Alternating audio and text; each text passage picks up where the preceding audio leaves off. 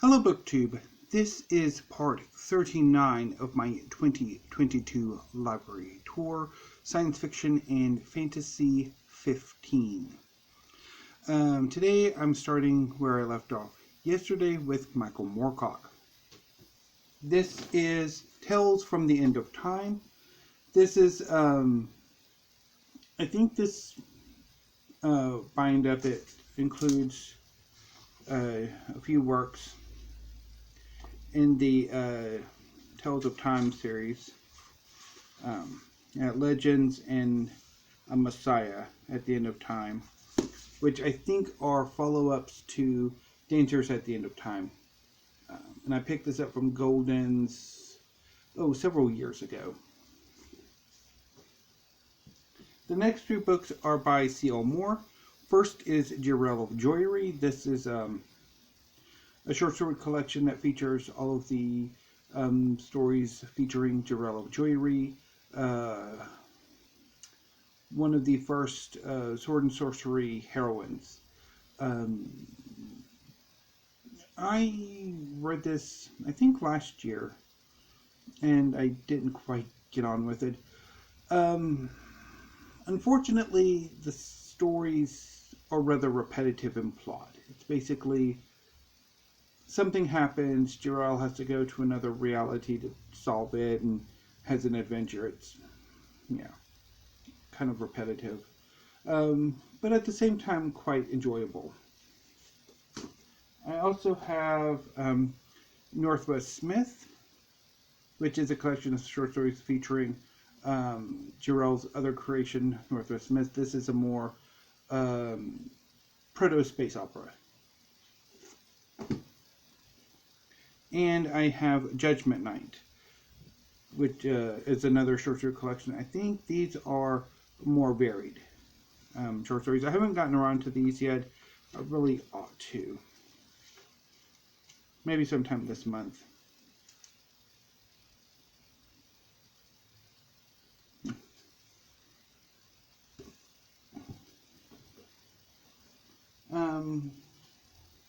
Next is a YA novel.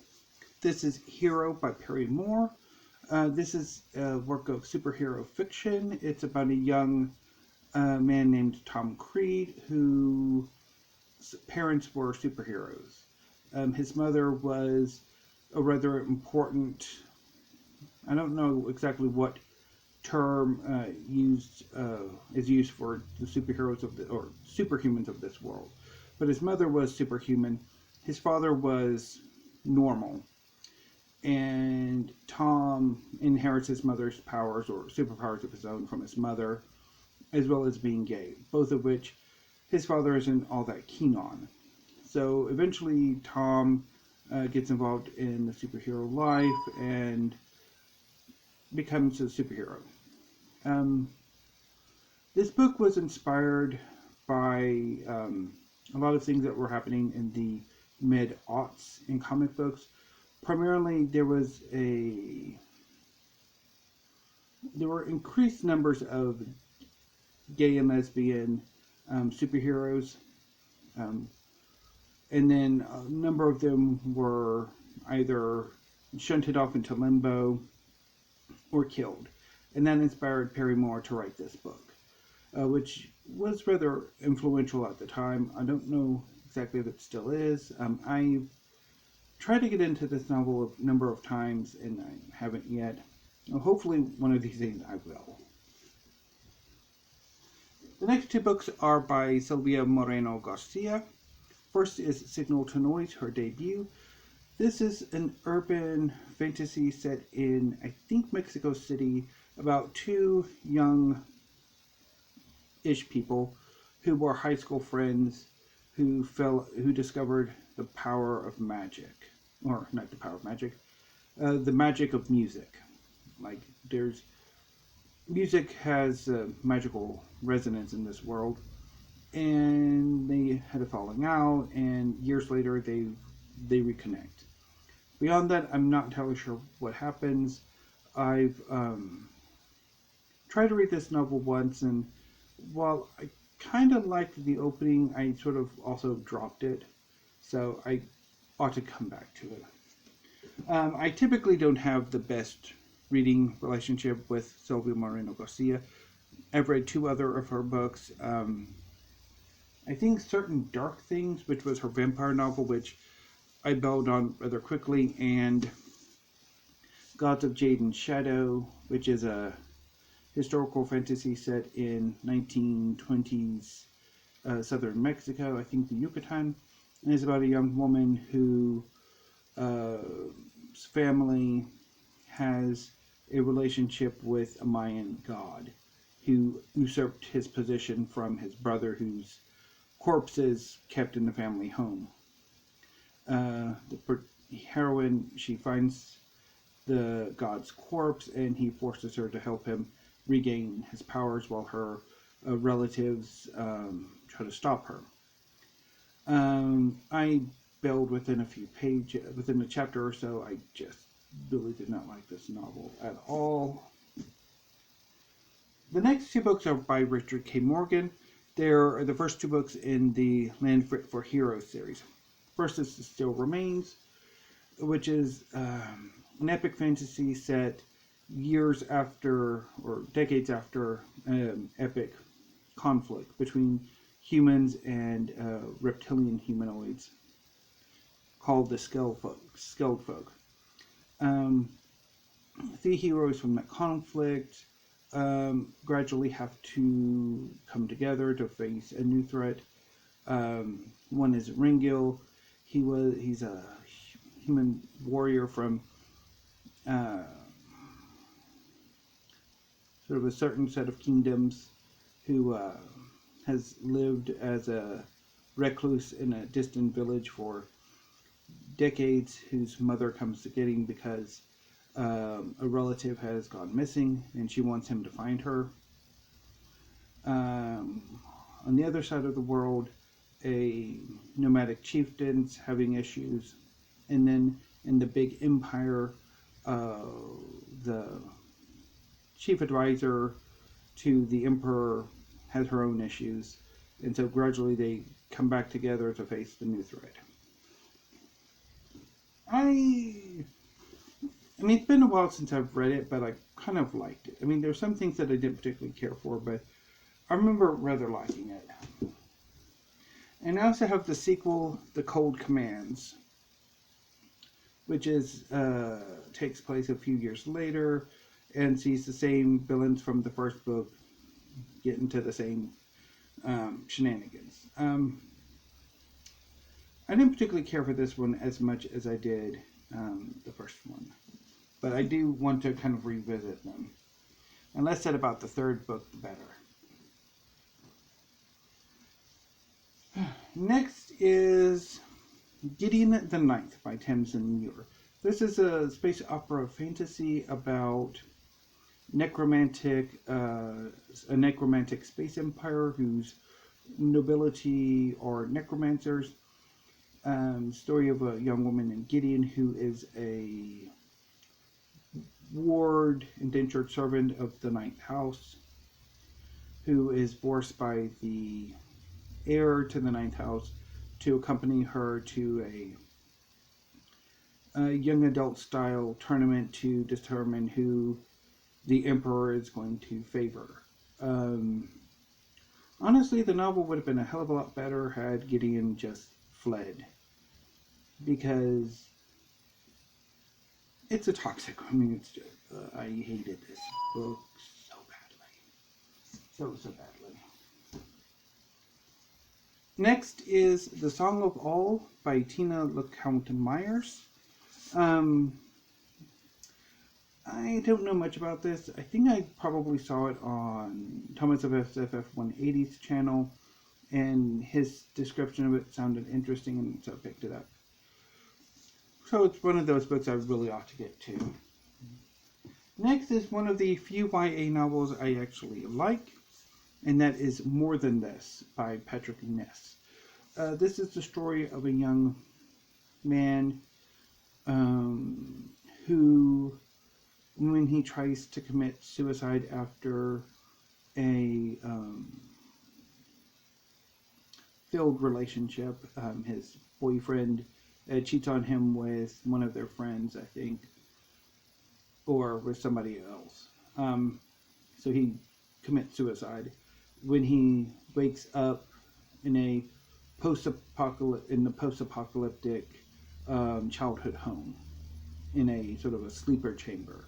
In this new reality, in this kind of woken up state, he encounters two children who are in similar situations to him, and they must run from an inhuman entity that kind of kidnaps the awakened, while at the same time the story of what led up to his suicide attempt is recounted as well. It's been a while since I've read it, but I really, really enjoyed this book. I thought it was magnificent. Although the ending left much to be desired, but besides that, I rather quite liked it, and I'm looking forward to rereading it at some point. Next is The Ringworld Engineers by Larry Niven. This is one of the vintage science fiction. I picked it up from the Friends of the Library book sale. Nook at I'm not entirely sure where it's come from though. Because they blacked out where it came from, but I picked it up from the Friends of the Library book sale Nook for 25 cents. So yeah, can't go too wrong on 25 cents. Next is Winter of Ice and Iron by Rachel Neumeier. I think I saw this from on a Thomas of SF of 180's channel as well. It sounded interesting, so I picked it up. But I don't remember much about it. Once again, I really need to get around to reading these. The next 6 books are all by Peter Newman. The first 3 are the Vagrant trilogy. Let's pull them down. So first is The Vagrant. This is a epic fantasy set in a post-apocalyptic world in which demons have invaded and taken over much of the world. It's a story of a man named the Vagrant who is taking a child to safety and fleeing from various demons who are hunting them down. There were a lot of things that I liked about it, and some things I didn't particularly like about it, but it's been a number of years since I've read it, and I really want to revisit it. The second book in the series, or in the trilogy, is The Malice. This follows she was an infant in the first book. This follows her adventures trying to save the world.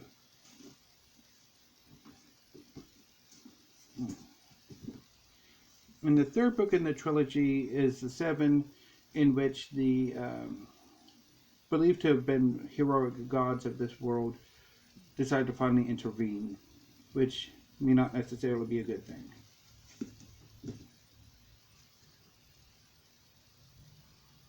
So the next trilogy I have by Peter Newman is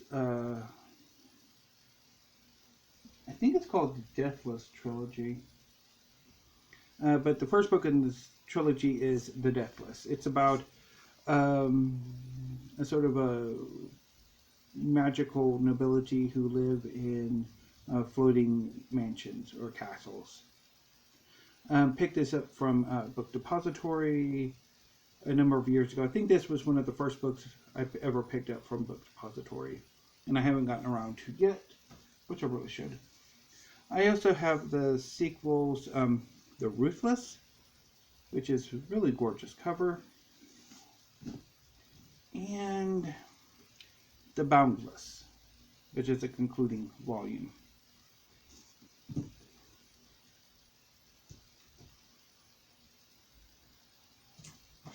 And the last 3 books on the shelf are Knights of Viljamore by Mark Sharon Newton.